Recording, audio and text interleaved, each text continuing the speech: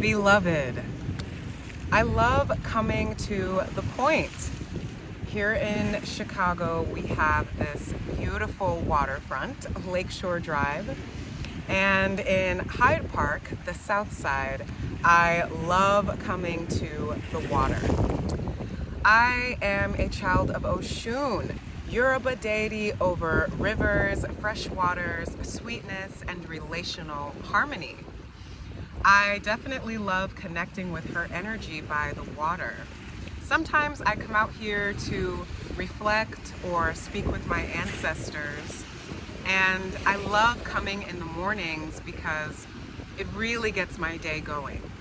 Having a morning routine like this where I'm able to tap into Oshun, I'm able to soak in her energy, even experience some of the waves, really helps me root into my purpose and higher calling. With that, I want to explore a deeper look at ecosystems of loving care. How do we sustain them, and how do we map the way forward from where we are? Relational mapping starts with you. You have to understand where you are, what you want, and what you ultimately want to get out of your creative practices. Let's talk about relational mapping, what it means for an ecosystem, and how to map your way forward. As a community cultivator, I'm always interested in the bonds that bring people together, whether that be their values or their spiritual beliefs, whether it's your interests. What truly brings you together with other people defines your sphere of influence and ultimately your network of care. Here at Abstractly African, our sphere of influence and our ecosystem is defined by Pan-African ethics of care. That means we're centered on mutual respect, relational harmony, compassionate curiosity, and shared knowledge. Nothing is held back. So, what does it take to map a relationship? How do you begin? What are the parameters that keep us together? Relationships are ecosystems, and we often filter our relationships like a membrane of a cell.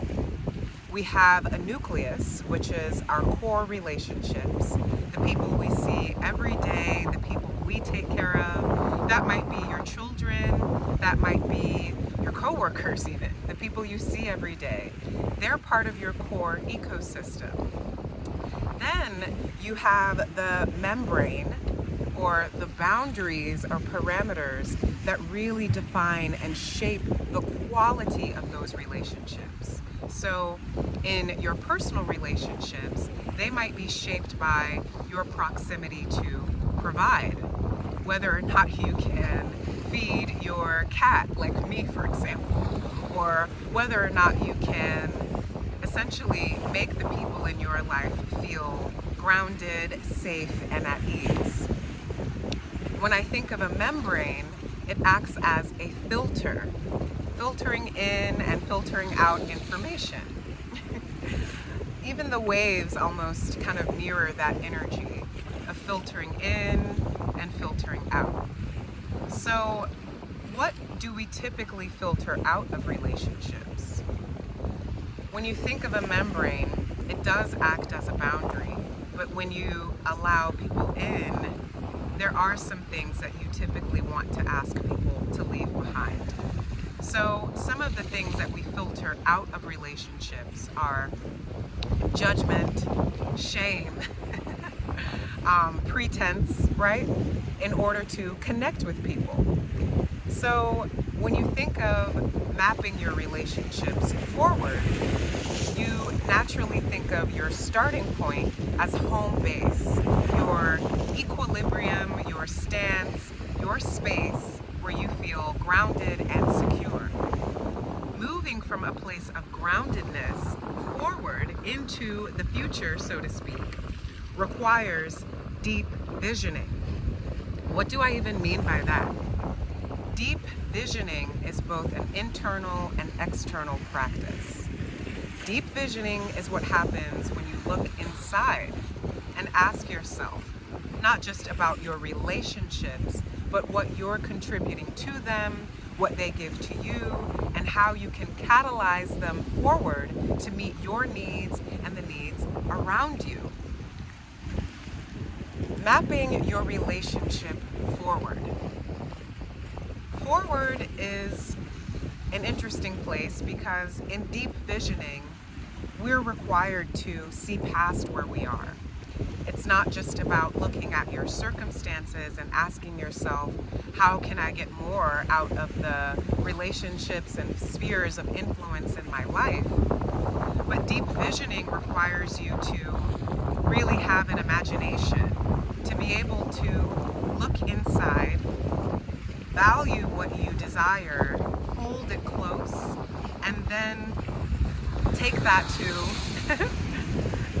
to your external world, where deep visioning becomes reality. Deep visioning in the external looks like manifestations of all of your desires happening in real time. Deep visioning in the external world might look like someone recommending you for a raise. Deep visioning might look like your children coming alongside you to help with chores. Deep visioning is simply manifestation when it happens in the external realm. This is what is required to catalyze your relationships from a place of stagnancy, mediocrity, and to move them into a space where you feel re-energized by sacred dialogue, by compassionate sharing. In ecosystems of loving care, we must show up with this mentality that our relationships either push us backward or forward. So where are you going? Are you going forward with your desires, beliefs, and visions? Or are you really just allowing stagnancy to happen around you, where your relationships are just ones of convenience? I scratch your back, you scratch mine, that sort of thing, right? Get curious with us. These are the type of topics that we uncover week to week at Abstractly African to help you not only build robust ecosystems of care, but to help you actually see yourself, see your purpose, and see how your divine skills can catalyze you forward in life. Join us. You can subscribe to our YouTube channel by hitting the like button and the TikTok bell. Oops. Oh. Join us. You can subscribe to the Abstractly African YouTube community. You can even check out our blog, which is up on our site week to week.